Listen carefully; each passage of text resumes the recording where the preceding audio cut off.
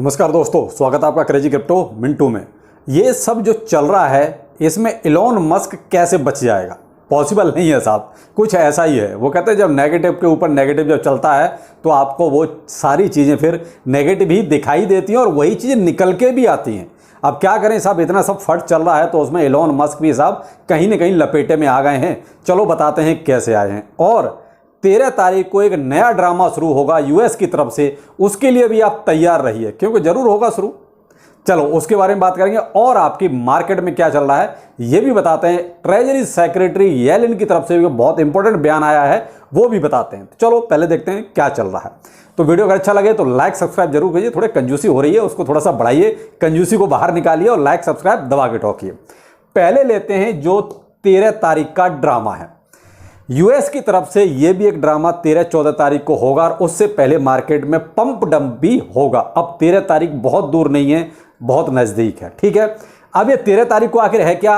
ये है साहब यूएस का हर महीने का ड्रामा, यानी कि सीपीआई डाटा, सीपीआई नंबर्स आने हैं। अब वो नेगेटिव आते हैं, पॉजिटिव आते हैं, तो मार्केट में उसी हिसाब से आपको और उथल पुथल भी नज़र आ सकती है। तो उस ड्रामे के लिए भी आप तैयार रहिए। उसके बाद एफओएमसी की मिनट्स का मीटिंग्स भी होनी है जो इंटरेस्ट रेट डिसाइड करेंगी कि इंटरेस्ट रेट सेम रखना है, कुछ घटाना है या कुछ बढ़ाना है। तो कुल मिला के आपको 13-14 तारीख भी बहुत इंपॉर्टेंट है, उसके लिए तैयार रहिए। एक तो ये हो गया। दूसरा है साहब, ये सब जो चल रहा है, लॉ सूट फाइल हो रहे हैं, कॉइन्स के ऊपर भी कुछ ना कुछ केस वगैरह लगाए जा रहे हैं, एक्सचेंज के ऊपर भी लगाए जा रहे हैं।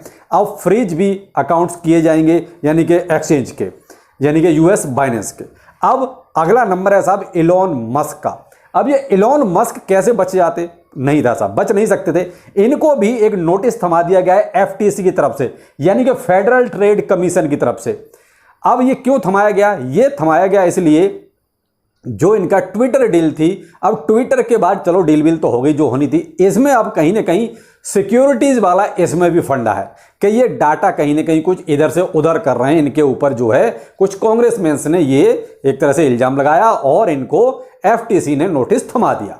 अब हमारे लिए इलॉन मस्क क्यों इंपॉर्टेंट है इसको बताने की देखिए जरूरत नहीं। इलॉन मस्क का कहीं ना कहीं क्रिप्टो से बहुत गहरा नाता है।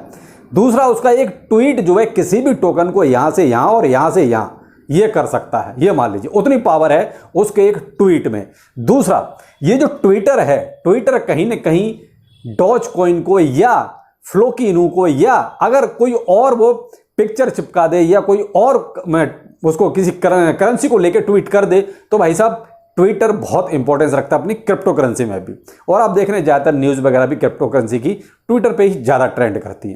तो इसीलिए अब सिक्योरिटीज़ का मामला यहाँ भी फंस गया है और 18 जून का इनको टाइम दिया गया है कि 18 जून तक आप इसका रिप्लाई दीजिए। जो भी लीगल या इलीगल जैसे आपको देना है जवाब दो 18 जून तक, और नहीं तो फाइन भी बहुत तगड़ा है $150 मिलियन का। यानी कि इलॉन मस्क 18 जून से पहले पहले उनको ये अपना आंसर देना है। नहीं देते तो $150 मिलियन का फाइन भी इन पे तय कर दिया गया है। तो ये साहब एक नया फंड है जो 13 तारीख के बाद आएगा। तो 13 तारीख तो आपका देखिए सीपीआई डाटा का है, वहां पंप डंप होगा। 18 तारीख इलॉन मस्क देखते हैं क्या करते हैं, वो भी सब निकल के सामने आएगा। मार्केट आपका साहब बीटीसी अभी भी 26,700 पर चल रहा है, यानी कि अभी थोड़ा सा साइड भी है, ना नेगेटिव ना पॉजिटिव।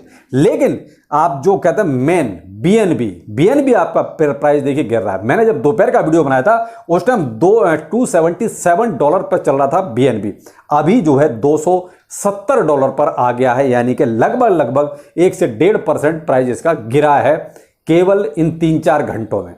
तो कहीं ना कहीं जो सबसे बड़ा फंड जो चल रहा है आजकल बाइनेंस पर, उसका इंपैक्ट देखिए बीएनबी पर नजर आ रहा है। और इसका एक उदाहरण और है, बीएनबी पे जो फंड है, यानी जो बाइनेंस पर जो फंड है, उसको बचाने के लिए पिछले 12 घंटे में लगभग 100 मिलियन यूएसडीटी बाइनेंस पर डिपॉजिट किए गए हैं।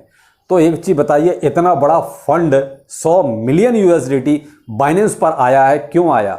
इसीलिए आया कि ये जो बीएनबी नीचे जा रहा है इसको बचाने के लिए।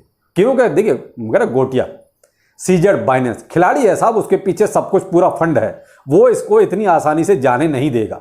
क्योंकि वो कहीं ना कहीं उसके पास बैकअप अच्छा है, उसके जो पीछे लिंक्स हैं वो भी बहुत अच्छे हैं कि ये देख लीजिए उसने 12 घंटे में $100 मिलियन, वो चाहे तो इतनी और पता नहीं कितनी ट्रांजैक्शन करा सकता है। लेकिन यहाँ एक चीज़ समझने वाली बात यह है कि देखिए जब अपने ऊपर आती है तो ये लोग देखिए कुछ भी कर सकते हैं।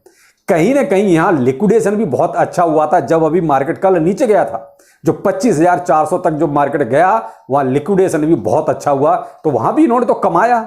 भाई गया किसका, गया आपका और हमारा, लेकिन बाइनेंस ने वहां पर भी कमाया था। और उसके बाद जो मार्केट पंप कराया जो $27,000 तक भी गया, वो किसने, वहां पर भी जो है अच्छा खासा इन्होंने कमाया। तो ये तो लिक्विडेशन करा के अच्छा खासा मोटा पैसा छापते हैं। लेकिन बीएनबी फिर भी नहीं बच रहा था, तो बचाने के लिए $100 मिलियन USDT का डिपॉजिट हुआ है बाइनेंस पर।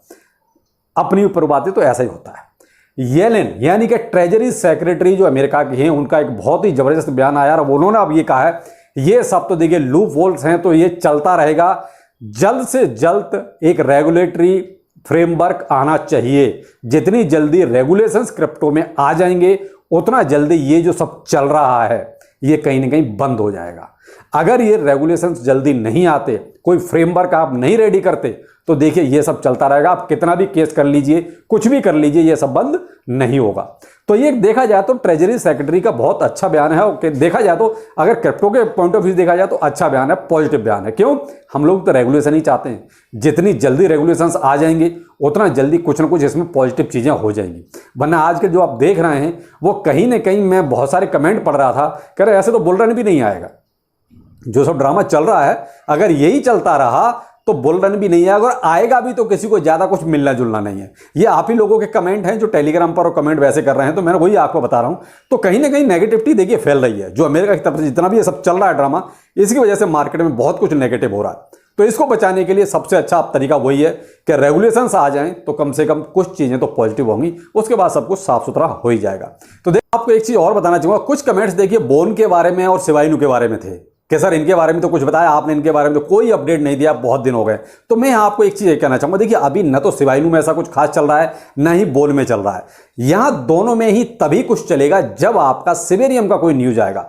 जब तक सिवेरियम के बारे में कोई भी पॉजिटिव या नेगेटिव न्यूज नहीं आती, तब तक देखिए इनमें बहुत कुछ आपको न दिखाई देगा, न पंप डंप ऐसा कुछ होता हुआ नजर आएगा। तो इसलिए आप इनमें फिलहाल, इसमें क्या, किसी भी टोकन में फिलहाल आप कुछ ना पूछे तो ज्यादा बेहतर है। क्यों, क्योंकि जो मार्केट का हाल है वो केवल अभी बीटीसी पर टिका हुआ है। बीटीसी ही अभी स्थिर नहीं है। जब तक बीटीसी देखिए स्थिर नहीं होगा या थोड़ा अप ट्रेंड नहीं होगा, तब तक देखिए बाकी का तो कोई भरोसा ही नहीं है कि ये कितना नीचे जाएंगे या कितना ऊपर जाएंगे। तो बेहतर है कि फिलहाल आप फोकस जो है मार्केट पे कीजिए कि मार्केट का ट्रेंड क्या चल रहा है या बीटीसी क्या चल रहा है। तो फिलहाल वो चीज़ आप देखें तो ज़्यादा बेहतर रहेगा। फिलहाल मैं ये कहूँगा शिबाइनू में ये हो जाएगा या बोन में वो हो जाएगा, तो ऐसा फेंकने का कोई फायदा भी नहीं है। क्योंकि आप इनके लिए तो इंतजार अगर करना है तो सिवेरियम का इंतजार कीजिए। जब कोई सिवेरियम में होगा तभी इनमें कोई आपको पॉजिटिविटी नजर आएगी। देखते हैं साहब, ये सब जो चल रहा है तो आपके लिए सिर्फ एक ही एडवाइस है, थोड़ा सा इंतजार कर लीजिए, मार्केट को थोड़ा सा एक तरफा हो जाने दीजिए। ये सब चल रहा है इसमें मिलना कुछ नहीं है, जेब से जाएगा। तो बेहतर है फिलहाल अपने पैसे को आप अपने जेब में रखें, कोई उतावलापन ना दिखाएं। तो चलिए फिर मिलते हैं, नमस्कार।